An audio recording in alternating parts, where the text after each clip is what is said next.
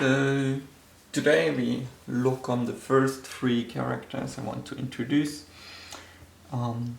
which are the characters ni, hao, and ma, which form a sentence altogether, and it usually is one sentence that everybody learns as one of their first sentences. So first we have ni, then we have hao, and we have ma.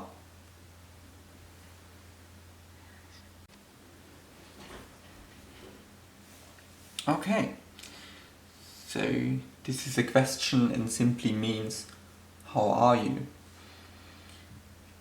Ni is pronounced in the third tone, hao the same, and ma has the fifth tone.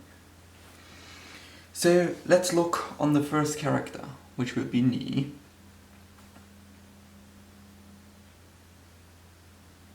For ni, we see the very typical structure of a left-right structure here.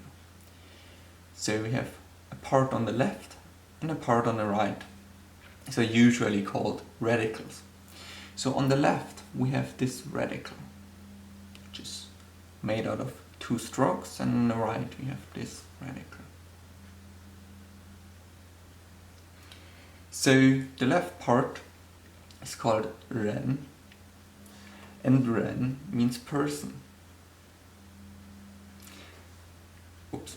So if you see ren not as a radical but as a full character, so you can see it in every book, it looks like this. This is how it looks as a radical in another character. So on this part we have ren, which means person, and on this part we have r with the third tone, and r means simply you. But the whole character ni also means you. The r usually we don't use so much anymore as a you, but it's important to know how this part of the character is called. Although the ren, radical, is very very often used, so if you remember one thing of the ni character, then remember the ren, because ren you will see very often with any kind of character which have a relation to some person or any kind of this. For the next character we will look at hao, and as we learned before, what we can see here is that we have another left and right structure. So here on the left we have this character which is called nu. So nu means woman. You also will see this radical very very often. And on the other side we have z, also third tone, which means child. You will see also very often as a single character, so just being one single character, and it's very often used in nouns, just to have at the end of a noun, of a two-character noun. You will see that in future, just so you know a little bit.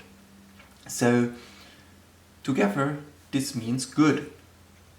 So hao means good, which somehow makes sense that a woman and a child together, like they make up maybe a family or something, so it's something good. That's maybe how you can remember it. And at last we look at this character ma.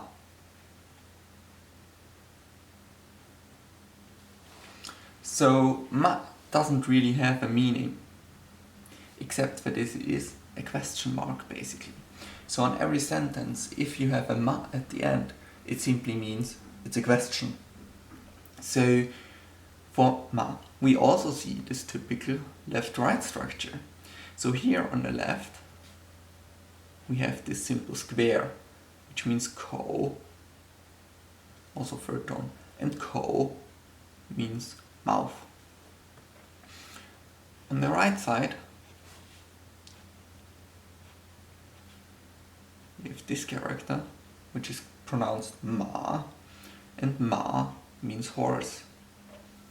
So this is a very typical kind of structure we see in a lot of Chinese characters.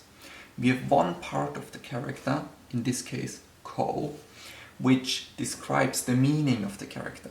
Yeah, this forms a question mark. It's related to speech, so it's kind of logical that we have a mouth in here, right? And then on the other side, we have ma, which means horse, but that's not important because this part is for the pronunciation. So I have a ma in here, so this is pronounced ma. So I have a mouth for the meaning and I have a ma for the pronunciation. And we will see this kind of structure of one part standing for the meaning, one part standing for the pronunciation very, very often. Okay, so this is our first full sentence with 3 characters, and we now deconstructed all of these 3 characters, and I hope that you can now remember them much more easily.